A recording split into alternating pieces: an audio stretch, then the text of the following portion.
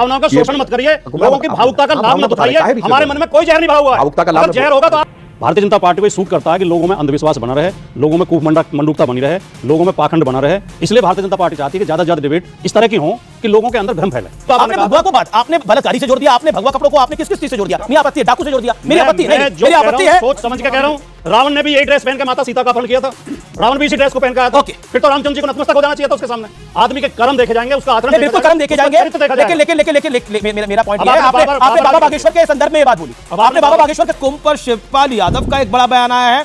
उन्हें बोला 144 सालों की बड़ी ब्रेकिंग स्टोरी है व्यूअर्स, कुंभ पर 144 सालों की बात गलत है, वेदों में नहीं है 144 सालों का जिक्र, ये कहा है। मैं रुक करता हूं आपका, ये बड़ी खबर है। क्या आपको लगता है कि भारतीय संस्कृति की कोई भी चीज हो उसका विरोध करना, सेंगोल का विरोध करना, मतलब बाबर के कसीदे पढ़ना, महाकुंभ का विरोध करना, क्यों? ऐसे तो नहीं होता है।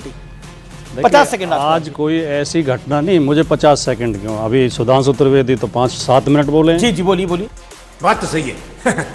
नहीं, आप मुझे थोड़ा समय दें। बोलिए। तो ऐसा तो कोई डिबेट होती नहीं है जी, क्योंकि हम अपनी बात पूरी कह नहीं पाते, दर्शक समझते हैं कि यही ठीक है।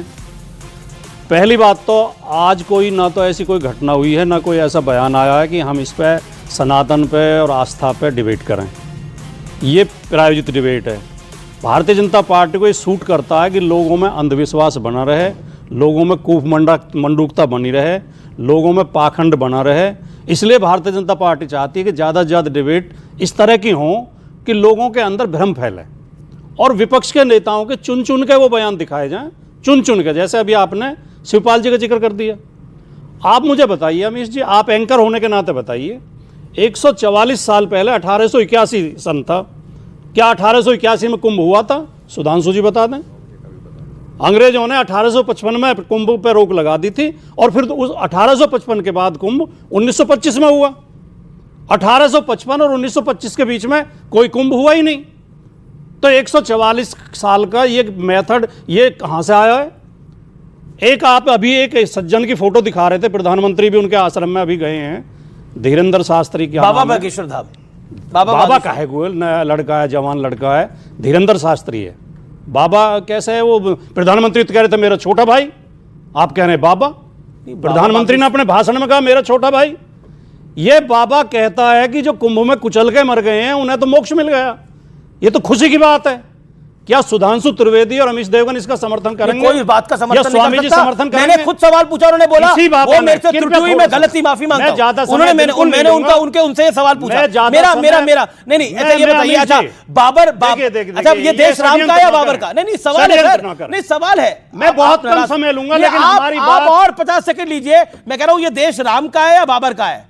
बताइए ना। कौन है ये लोग, कहां से आते हैं, किसका है ये देश? पहले मेरी वो बात नहीं बताइए, इसका जवाब दीजिए। हमारी बात दर्शकों तक पहुंचनी चाहिए, एक पक्षीय बातें नहीं पहुंचनी चाहिए। अरे कहां एक पक्ष की पहुंच रही है? यही बाबा तीन विपक्ष के हैं, जिसे आप बाबा कह रहे हैं धीरेन्द्र शास्त्री को। ये कुछ दिन पहले कह रहा था।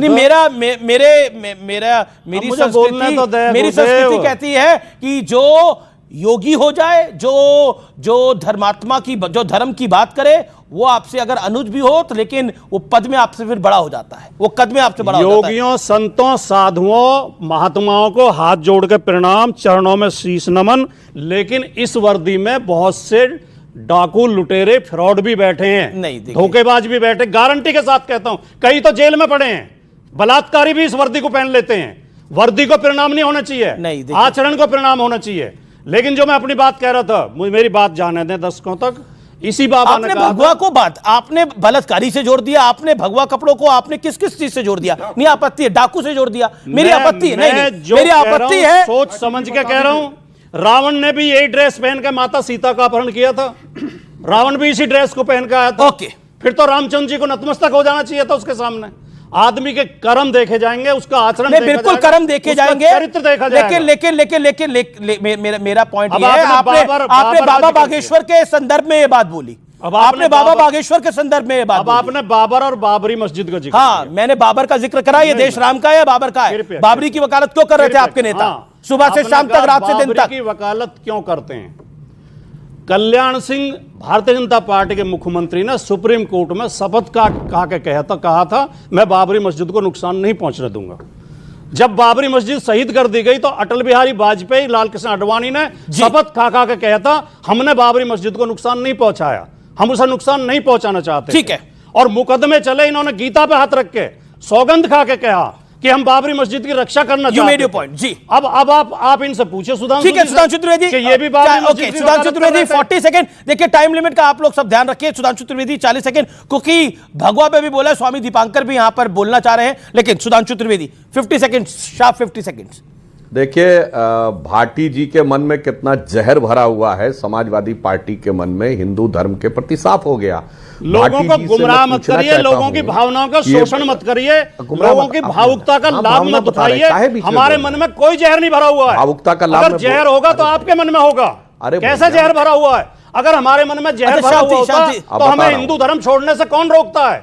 हमें हिंदू धर्म से प्यार है, इसके प्रति आदर है, हम ईश्वर में आस्था रखते हैं, इसलिए तो हिंदू हैं। नहीं, आपने बहुत स्ट्रांग कमेंट आप गलत बयान नहीं कर रहे। राजकुमार भाटी आप स्टूडियोज में हैं, राजकुमार भाटी आप स्टूडियोज में इसका नजायज फायदा उठा रहे हैं। नहीं राजकुमार भाटी अब 50 सेकंड उनकी भी बात नहीं, वो गलत बात कह रहे हैं। हमारे मन में आप अपनी बारे में आपकी गलत बातें भी सुनी गई इस बात को।